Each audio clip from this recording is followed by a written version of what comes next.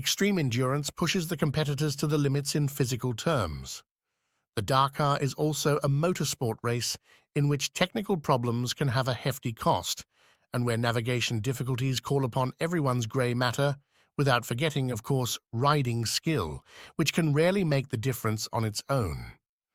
To complete the canvas, strategy plays a primordial part, particularly when the horizon of the final finishing line is clearly in view.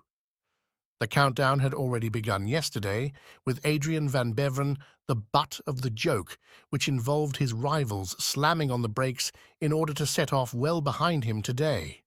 The reaction of the man from North France, his pride wounded, was equal to his talent, even on terrain that is not best suited to him.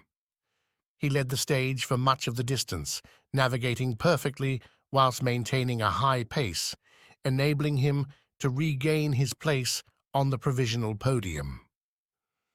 Van Beveren has fulfilled part of the bargain, but he still needs to make up 11 minutes 16 seconds to catch his Honda team colleague Ricky Brabec.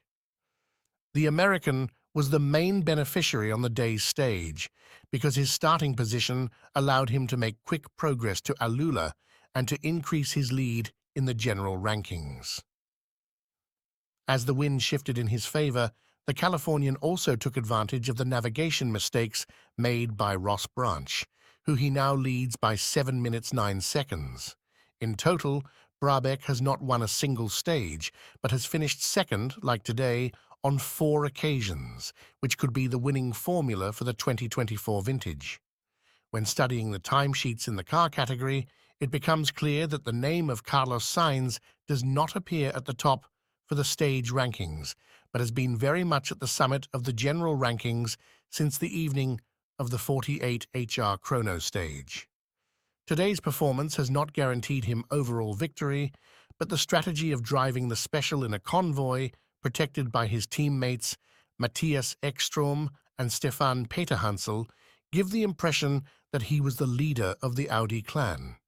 He has kept his nearest pursuer at a reasonable distance, at a point in the race where each stage is a giant step towards success. Sébastien Loeb readily admits that in his position of hunter, his strategic options are now reduced to all-out attack with its inherent amount of risk. Today, the Frenchman won his 4th stage of the year, but flirted with danger because he had 2 punctures on the route to the finish, though he's still able to send a shiver down the spine of El Matador. With the conditions set fair, nothing seems impossible for the BRX Hunter driver, but the 20 minutes 33 seconds which separate him from Sainz require him to drive very aggressively. Unlike his rival, he will have very little support from his teammate Nasser Al Attiyah. The 5-times winner from Qatar, who had to exit the special for the 2nd consecutive day due to mechanical problems, will start very far behind Loeb in the best-case scenario.